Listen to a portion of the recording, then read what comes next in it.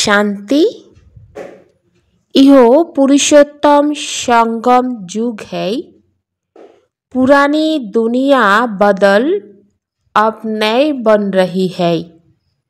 तुम्हें अब पुरुषार्थ कर उत्तम देव पद पाना है। ए हलो पुरुषोत्तम संगम युग। पुरानो दुनियार परिवर्तित हुए नतून करे तैरी होच्छे। तोमादेर एखन पुरुषार्थ करे उत्तम देव पद प्राप्त करते हबे। सर्विसेबल बच्चों की बुद्धि में कौन सी बात सदैव याद रहती है? सेवाधारी बच्चादेर बुद्धिते कौन कथा सर्वदाई स्मरणे थाके? उन्हें याद रहता है कि धन दिए धन ना खूटे, इसलिए वह रात दिन नींद का भी त्याग कर ज्ञान धन का दान करते रहते हैं, थकते नहीं। बाबा बोलेन सेवाधारी बच्चादेर स्मरणे थाके जे धन दान करले ता कखनो निःशेष हये जाय ना। सेई जोन्नो तारा रात दिने निद्राओ परित्याग करे ज्ञान धन दान करते थाकेन, परिश्रांत हय ना। किन्तु निजेर मध्य यदि कोनो अवगुण थाके तखन सेवा करते उत्साह आसतेई पारे ना। तो ज्ञान धन के सफल करार जन्य अवगुण के अवश्यई त्याग करते हबे। सेवा करार उमंग उत्साह निजेर मध्य थाकते हबे, तबेई सफल हबे एवं एई ज्ञान धन निजेर मध्येও अनेक वृद्धि पाबे।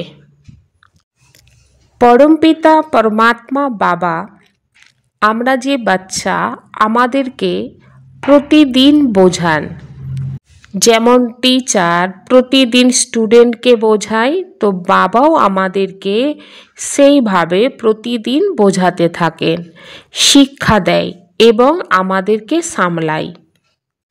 रूहानी बाबार काछे तो आमरा एखन थाकी, परम धामेও आमरा छिलाम और कल्पेर संगम युगे बाबार साथे आमरा एई एकबारই मिलित हई।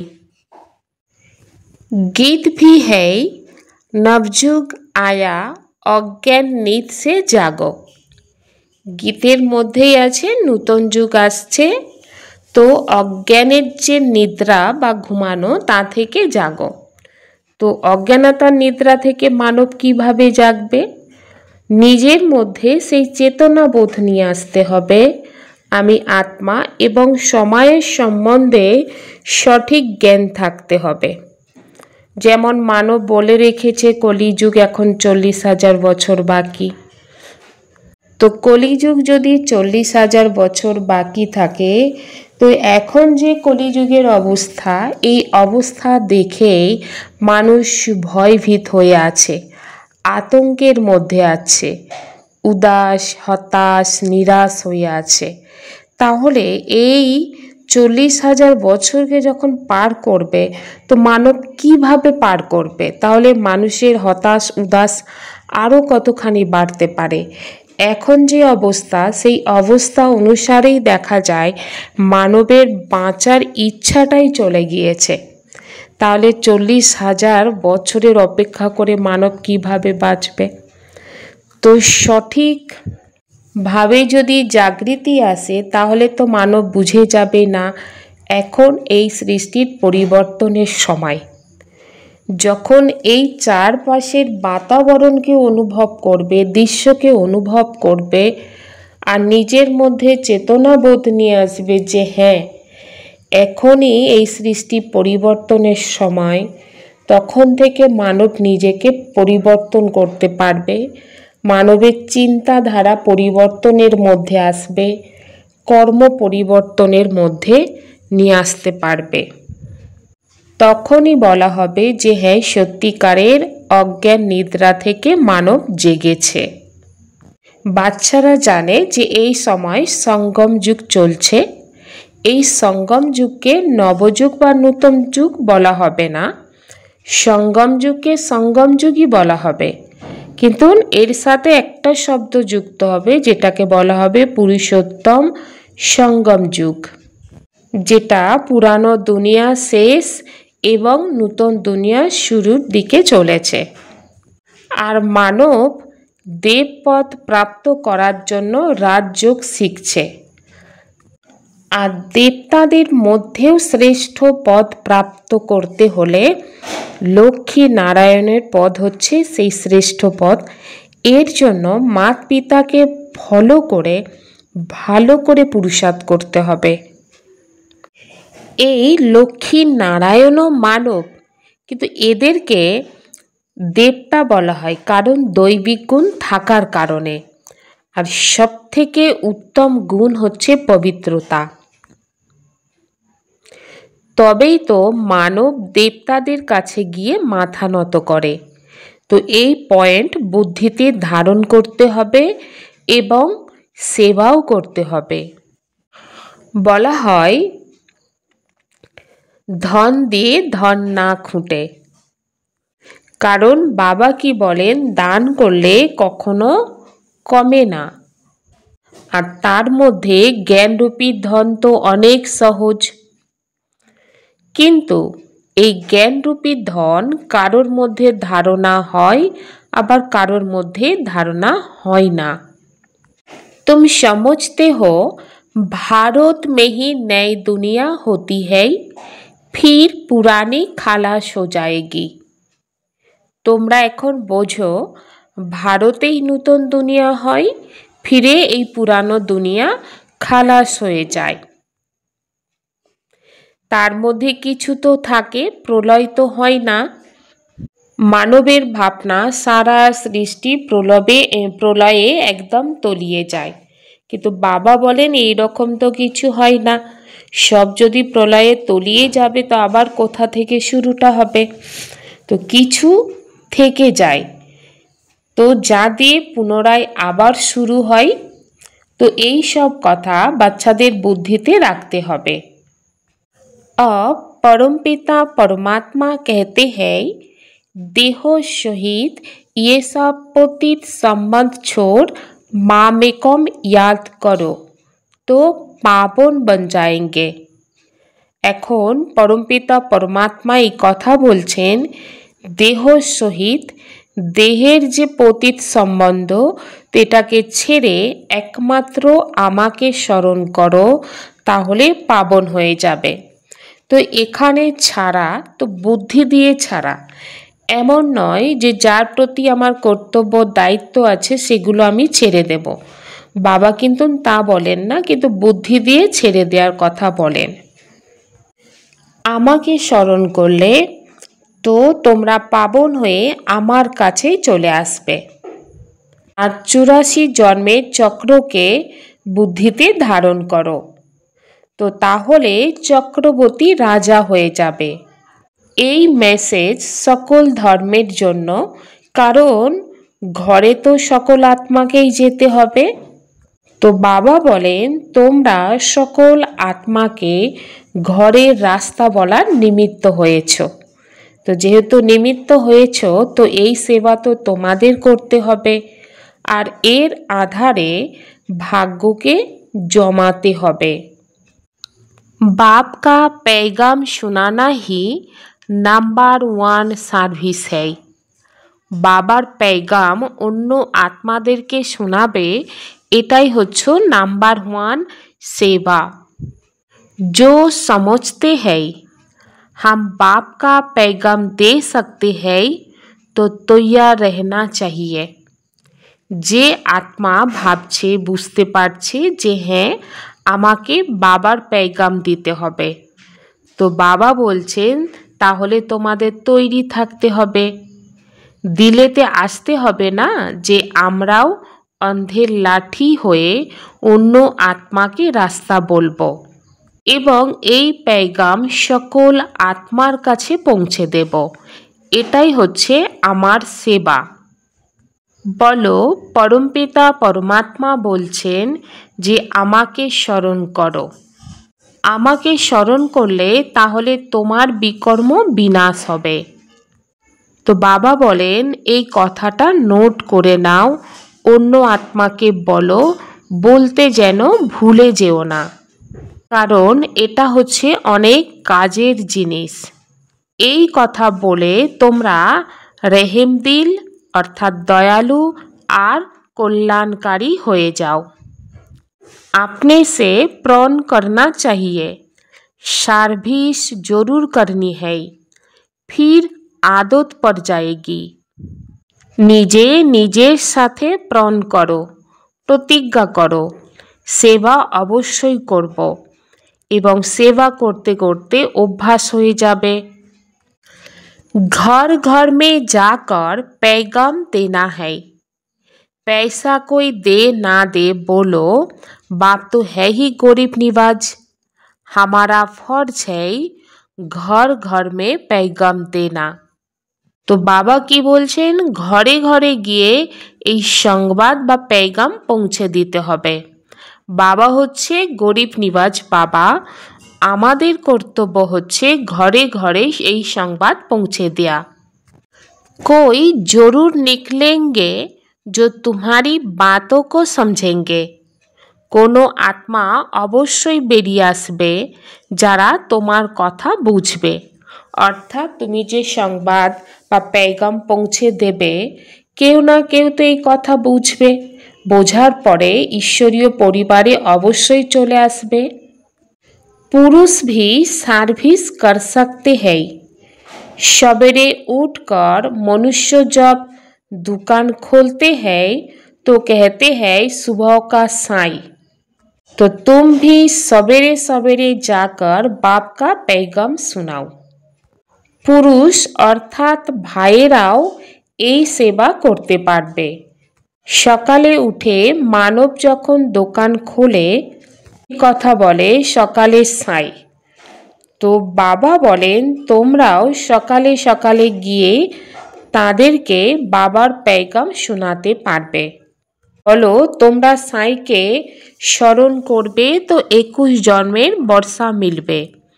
এর জন্য অমৃত বেলার সময় অনেক ভালো। আজকাল কারখানাও মাতারা বসে কাজ করে।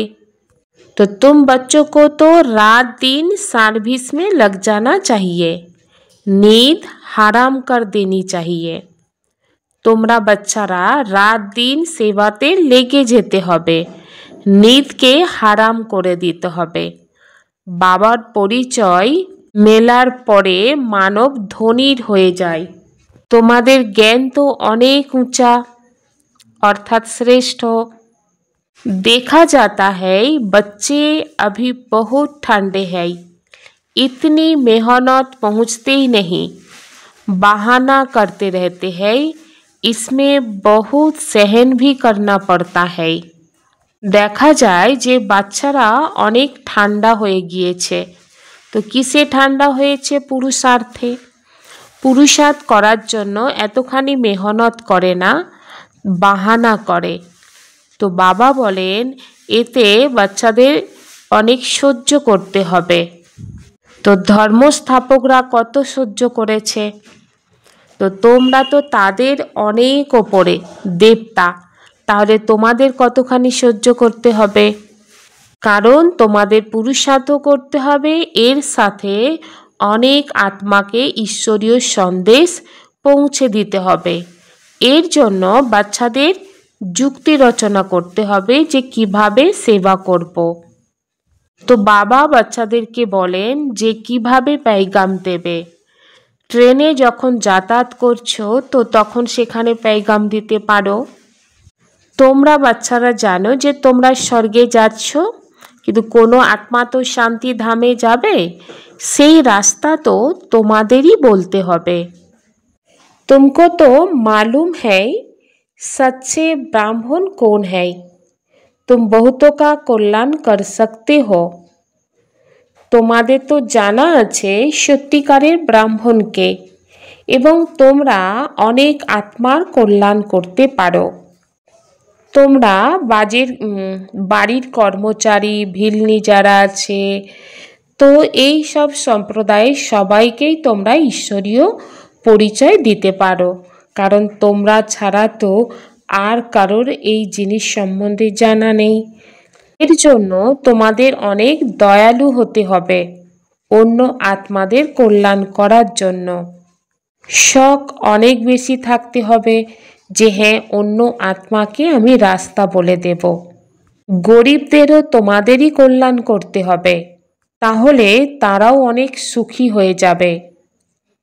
কারণ তোমরা আমার মিঠে মিঠে বাচ্চে, পদ্মা পদম ভাগ্যশালী বাচ্চা তোমরা।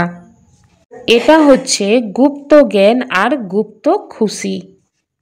तुम्हारा दिलवाड़ा मंदिर पूरा यादगार है। दिल लेने वाले का परिवार है ना, महावीर महावीरनी और उनकी औलाद, ये पूरा पूरा तीर्थ है। তোমাদের দিলবাড়া মন্দির পুরোপুরি ইয়াদগার বা স্মৃতিচিহ্নত। দিল নেয়ার পরিবার এটা, ওখানে মহাবীর আর মহাবীরনীর, তো আমরা তার সন্তান। এটা হচ্ছে পুরো तीर्थस्थान। घर घर में जाकर बाप का पैगाम देना है। सर्विस करने का प्रण करो। सर्विस के लिए कोई भी बहाना मत दो। घरे घरे গিয়ে বাবার पैगाम দিতে হবে। সেবা করার জন্য প্রণ করতে হবে, অর্থাৎ প্রতিজ্ঞা করতে হবে। আর সেবার জন্য কোনো বাহানা দেবে না, অর্থাৎ সেবা না করার জন্য বাহানা দেবে না। বরঞ্চ বাবা কি বলেন, সেবার জন্য রাস্তা খোঁজো, রাস্তা বার করো, তো তাহলে রাস্তা বেরিয়ে আসবে, কিন্তু বাহানা দেবে না। কারণ বাহানা যত দেবে ভাগ্য তত ধামা চাপা পড়বে। किसी भी बात की फिक्रात नहीं करनी है। गुप्त खुशी में रहना है। किसी भी देहोधारी को याद नहीं करना है। एक बाप की याद में रहना है। कोनो कथाई चिंता करबे ना, गुप्त खुशिर मध्य थाको। कोनो देहोधारी के स्मरण करबे ना, एक बाबा स्मरणे थाको। कल्याणकारी बाप और समय का हर सेकेंड लाभ उठाने वाले निश्चय बुद्धि निश्चिंत भव।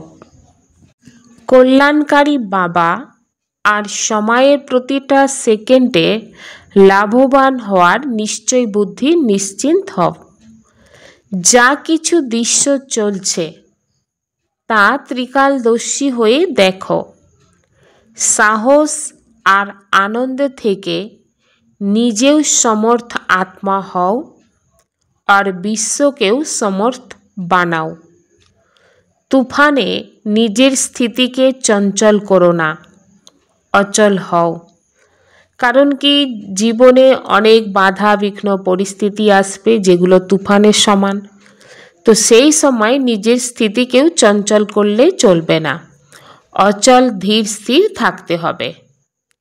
যে সময় তোমরা পাচ্ছ, বাবার সান্নিধ্য লাভ করছো, অনেক প্রকারের খাজানা প্রাপ্ত হচ্ছে, তার দ্বারাই সম্পত্তিবান আর সমর্থবান হও। সমগ্র কল্প এরকম দিন আর পুনরায় আসবে না। এই জন্য নিজের সকল চিন্তা বাবাকে দিয়ে নিশ্চয় বুদ্ধি হয়ে সদা নিশ্চিন্তে থাকো। কল্যাণকারী বাবা আর সময়ের প্রত্যক্ষ প্রত্যেক সেকেন্ডে কাজে লাগিয়ে লাভবান হও। বাবা কল্যাণকারী, তো সময়কে কি করতে হবে? প্রত্যেক সময়কে, প্রত্যেক সেকেন্ডকে কাজে লাগাতে হবে, তবেই লাভবান হতে হবে। লাভবান হতেও পারবে, কারণ সময় হচ্ছে একটা মহত্বপূর্ণ। যে সময় আজ আমার হাতে আছে সে সময় কাল থাকবে না। অনেক কিছু জিনিস বাচ্চারা হয়তো বলে দেয় যে এটা আজ নয় কাল, কাল নয় পরশু। কিন্তু বাবা কি বলেন, যে সময় পার হয়ে যায় সে তো পার হয়ে যায়, তাকে যখন কাজে লাগিয়ে পার করব তবেই সেটা সফল হবে। बाप के संग का रंग लगाओ तो बुराइयां स्वतः समाप्त हो जाएगी। বাবার সঙ্গে রং লাগাও, তাহলে খারাপ स्वतःই সমাপ্ত হয়ে যাবে।